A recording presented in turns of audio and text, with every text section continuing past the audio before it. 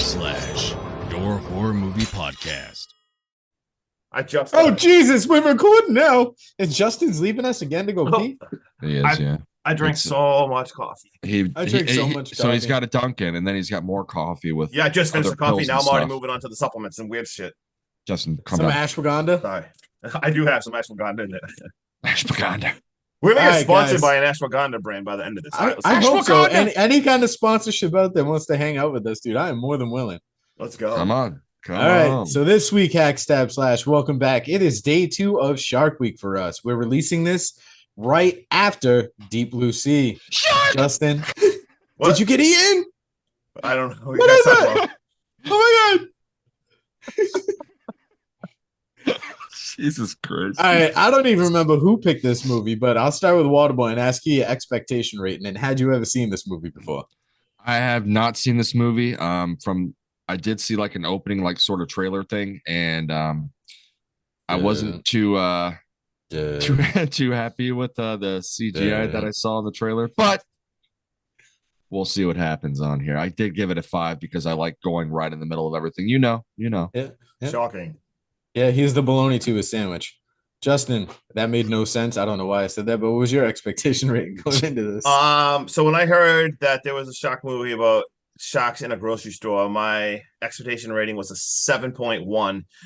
And when I saw the trailer, looked super creative, and I was so excited to watch this because who doesn't want a movie about sharks in a grocery store? I've never seen that before. So excited to talk about this movie.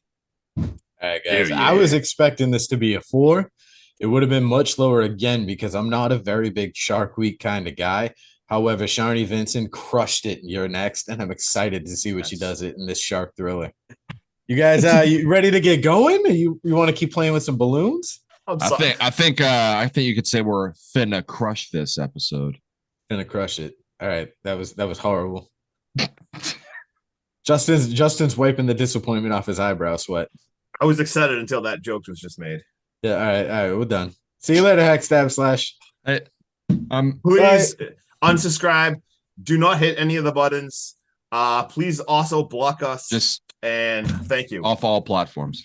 Yes, please smash that block button. Unsubscribe everywhere. Don't tell your friends about us. In case we don't see you. Good afternoon, if you need me. Good night. Rory wakes up hungover, and Well, that's what happened. Fellatio. That's a great start. All right.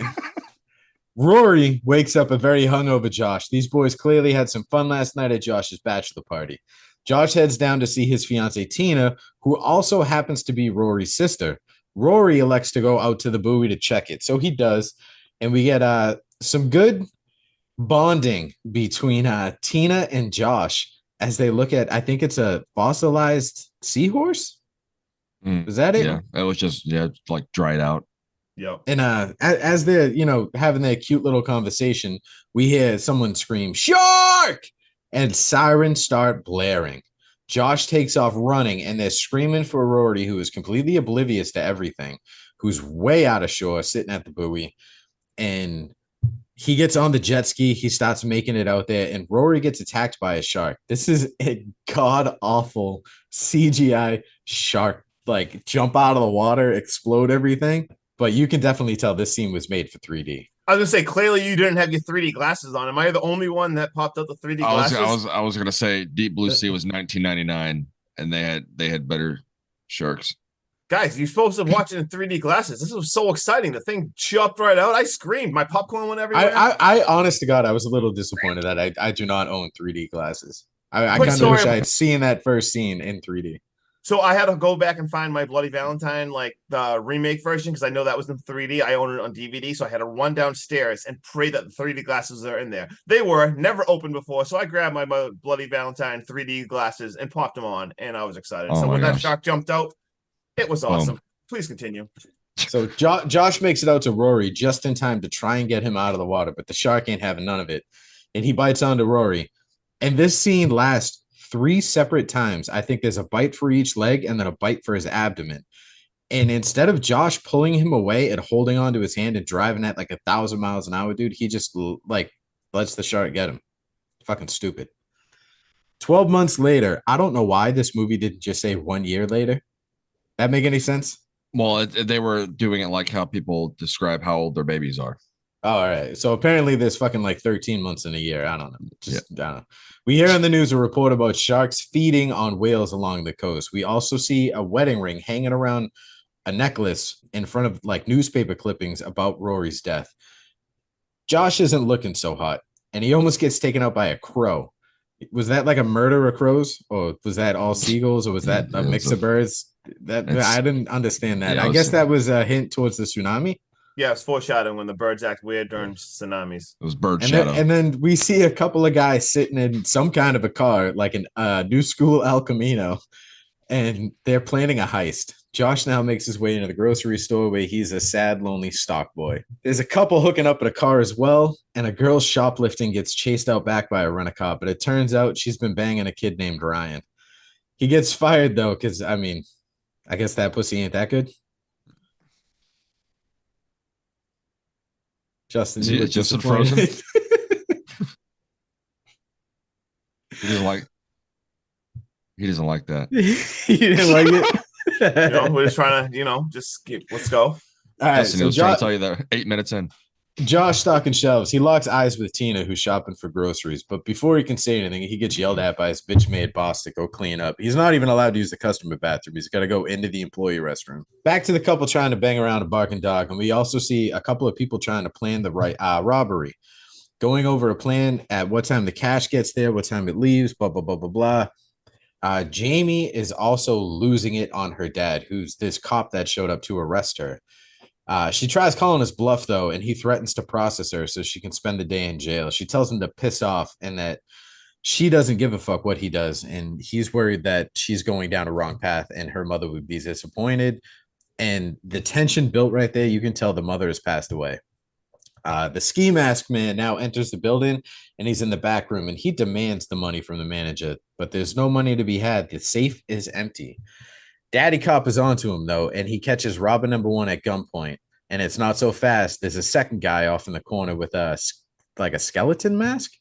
Mm-hmm. And now it's a good old-fashioned Texas standoff. Ryan lets Jamie out of her dad's locked cruiser. She heads back inside to try and get him his job back.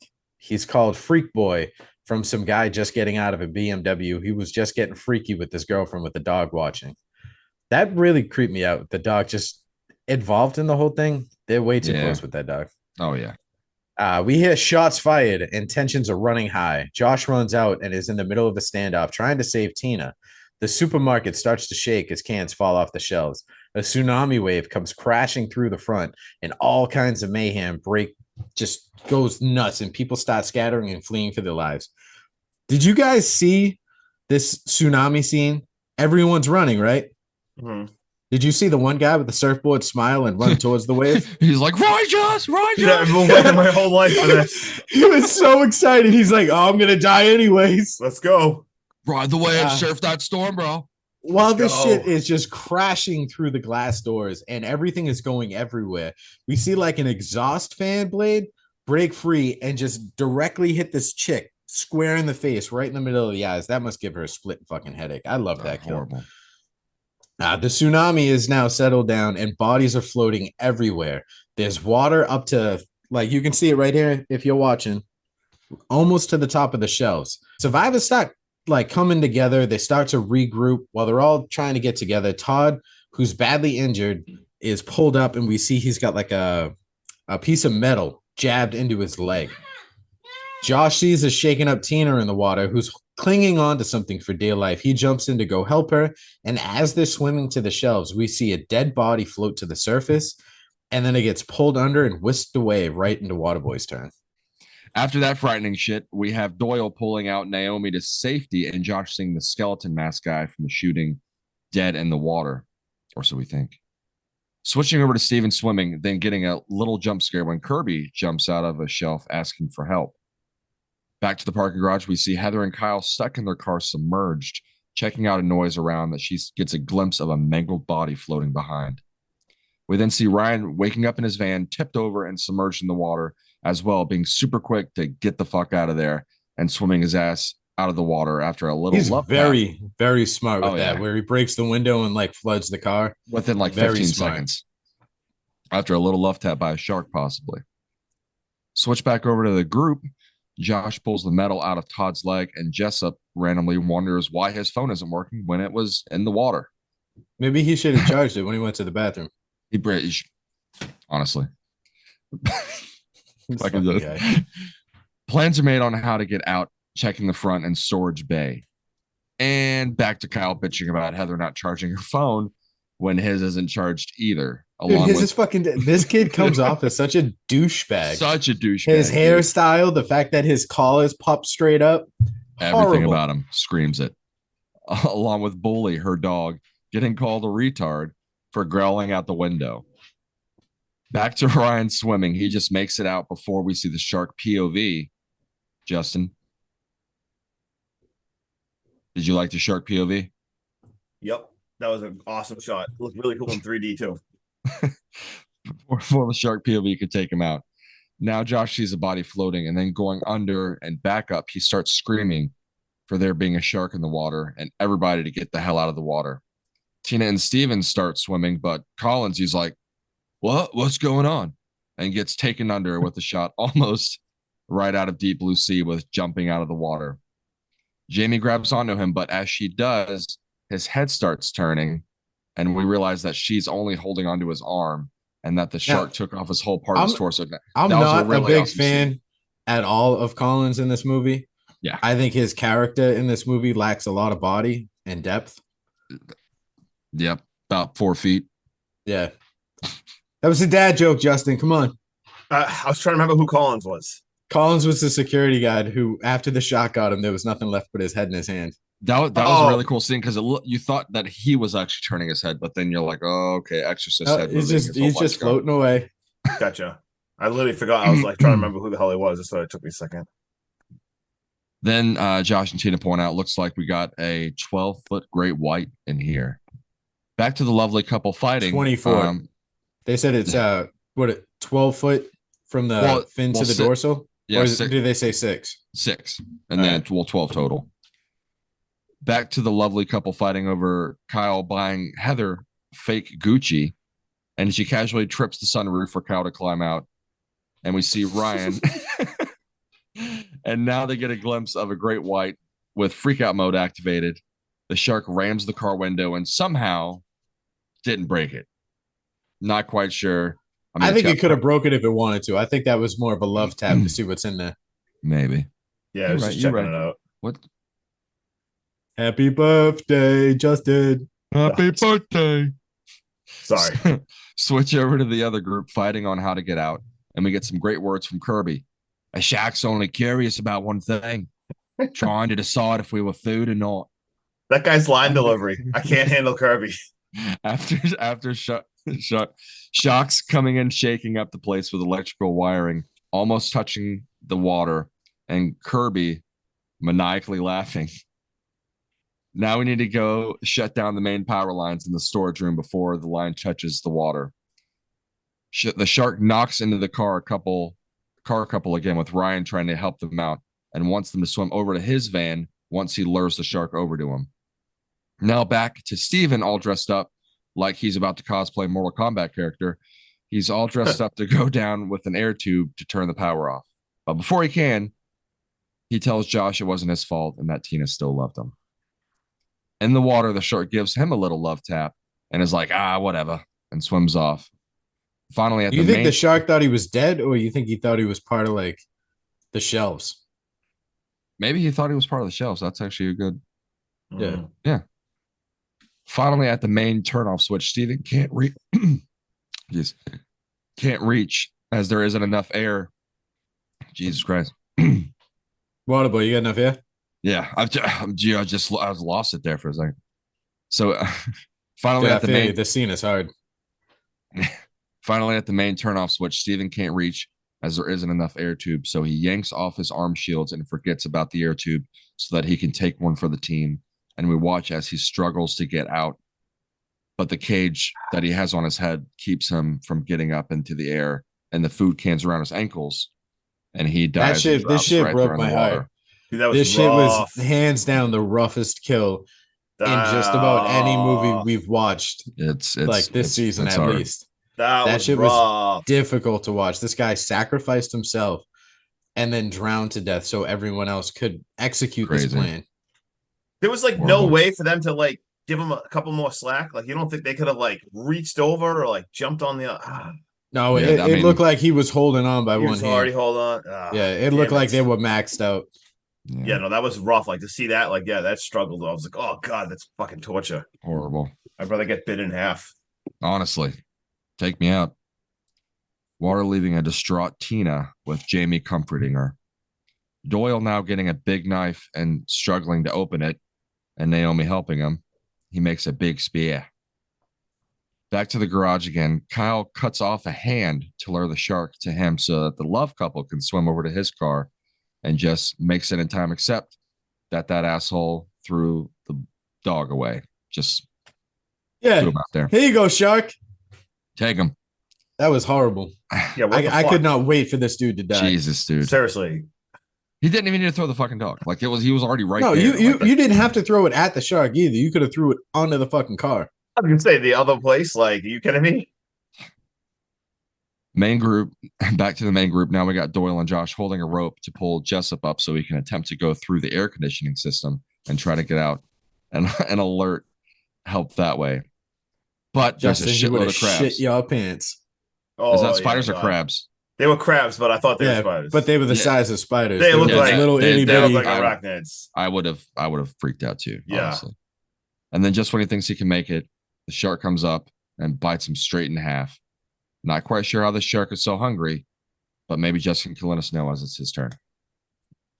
Well, he's got a half-ass boss for half-assed reasons. Yeah, and then and like you said, like when those crabs came, I would have had an absolute heart attack. Nobody- I would have fallen Justin- right away. Like that. Nobody likes crabs, all right? Yeah, no, exactly. Crabs are no good for anyone. But yeah. So anyway, so after that poor guy gets bite in half, he's gone. We flash back down to the parking garage. I love how you guys just call them the love couple too. That's pretty awesome.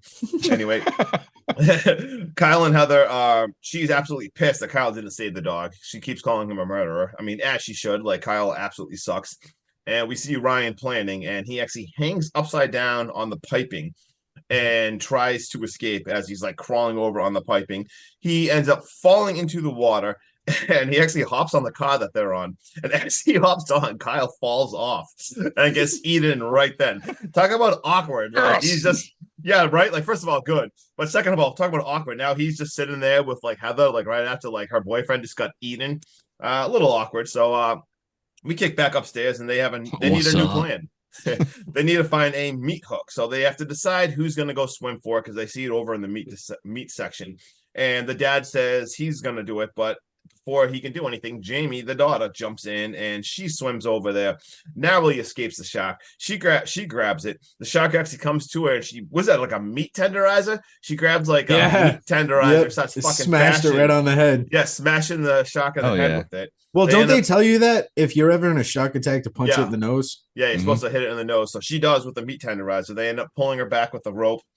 And we finally see Josh and Tina have their talk that they've been putting off. And Josh basically just like apologizes about the past, and he blames himself after Rory's death, explains how he lost himself and everything. So they have their nice touching moment. But it is fishing time. They got the hook. They put meat on it and they throw it in. The friggin' shark goes right by. Shark was not interested at all. Nope. Kirby goes nuts. He's like, yeah, need live bait. They're excited for need bait. You need live bait, Yeah, Justin. so he's got a gun, and he freaking grabs Naomi and just chucks her in there. Like, Doyle actually stabs Kirby, and he pulls Naomi up. And this scene is absolutely wild. He's like, all right, you want live bait? Well, here you go. He freaking hooks Kirby and throws him in. Like, that scene was insane. Like, he hooks him like right through like the neck.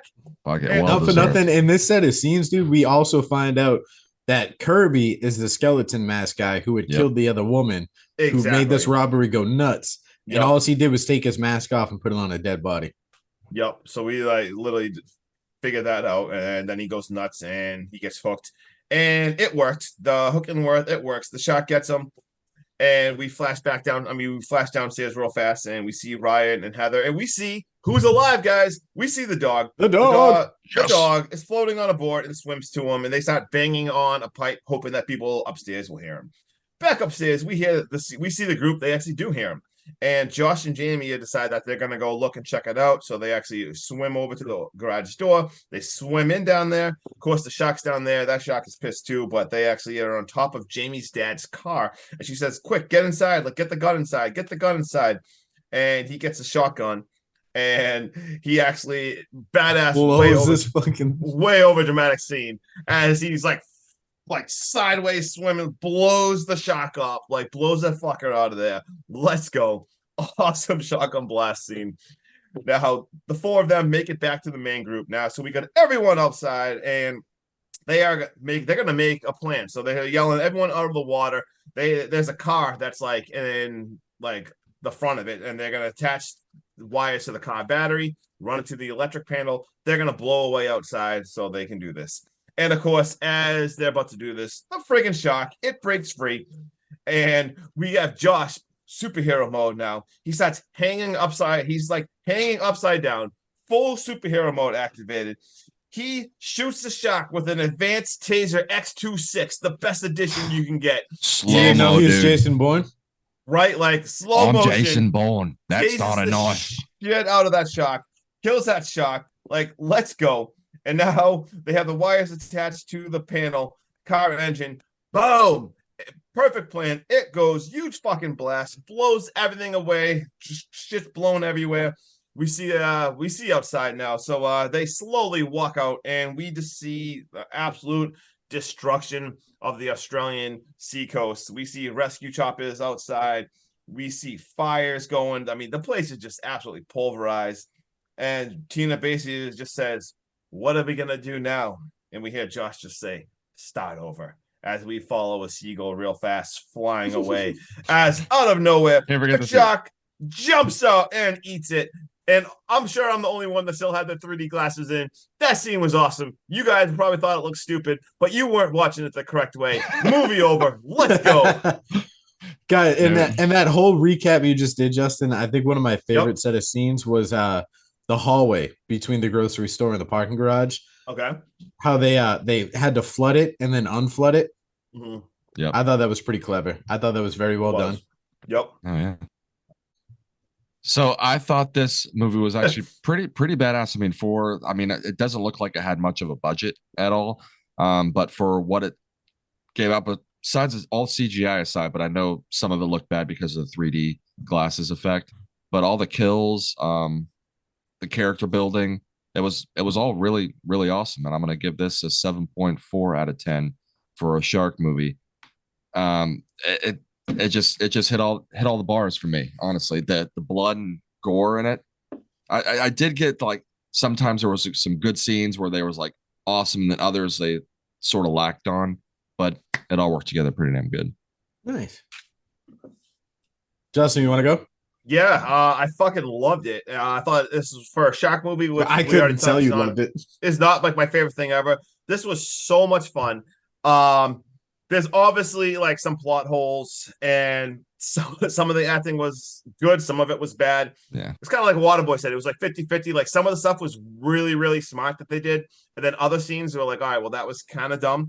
But I was entertained the whole entire time. I thought it was creative. The whole atmosphere of in a grocery store hiding on top of it, I love that. And I thought it was actually very suspenseful as well. And I'm shocked to say this. I don't understand what's going on in Shock Week with me and Waterboy right now, because we are using on the same page. I gave this a 7.4 out of 10. And I'm pretty sure we both gave Deep Blue Sea a 7.6, I think it was. We did. So we are 2 for 2, exactly the same. But yes, this is a super fun movie. And I mean, I'm going to say it's one of the best shark movies out there ever. Oh, yeah, dude. All right. So this was a very fun watch. Fun being the key word. I feel like the acting wasn't fully on par with what I've seen from the actors in other films. I love the setup for how the story takes place, as well as like it's all in a solo location inside the supermarket. So that's bonus points for me. To be honest, I have not seen a bad horror movie inside of a supermarket yet. I love this one as well as The Mist and Intruder.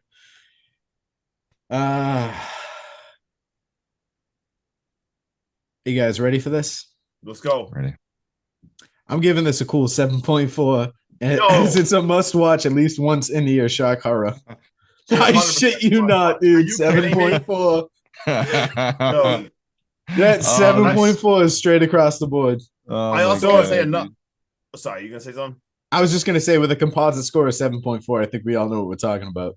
That's wild. Like, I don't know if this happened or not. I don't have the stats in I front of don't, me, but the I don't fact think that has happened before. all Nope. three of us, like, that's unreal. And one of the main reasons I picked this, like, I don't know a lot of shock horror, so when we were picking this, like, I read a lot of good things about it, but also the deciding factor was it had Erin from Your Next in it, and honestly, I think I was hoping she was gonna be like the biggest baddest ever. She was kind of underutilized, I'll say, in the movie, but that is one of the main reasons. Just because I wanted to make, I liked her so much from her performance in Your Next. I wanted to see her in a shock movie. Imagine Actually, if they we made could- her the badass in this movie, made her the final, like a final girl type thing Yeah. for the shark. I think it speaks a lot to her acting capabilities because she was so badass in Your Next.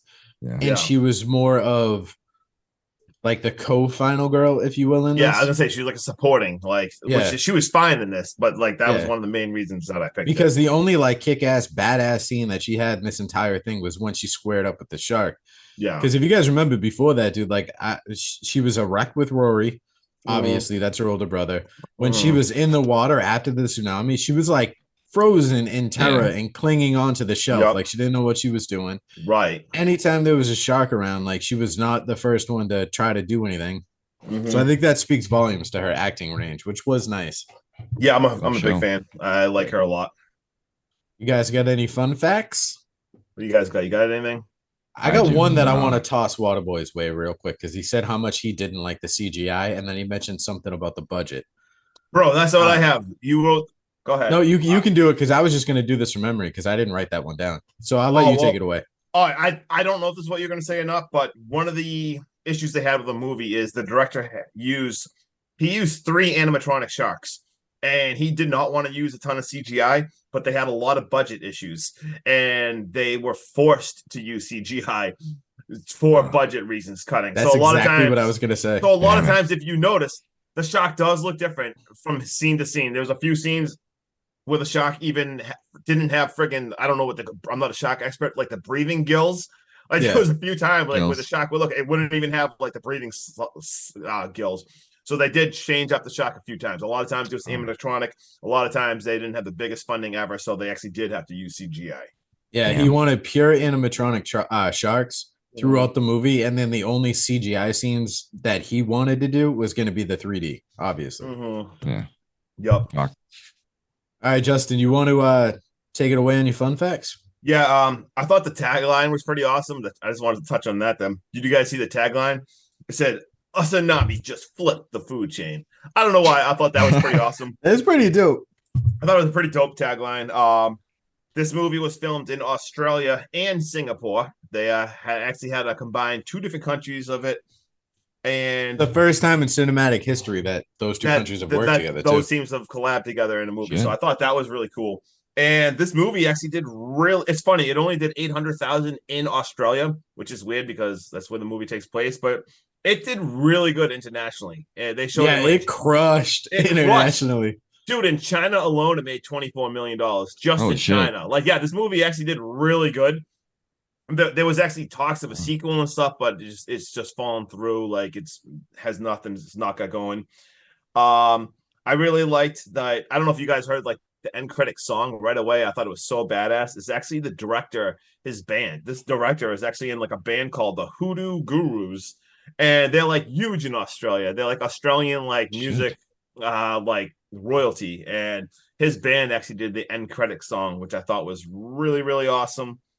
And that's all I got on that. Anyone else got any good?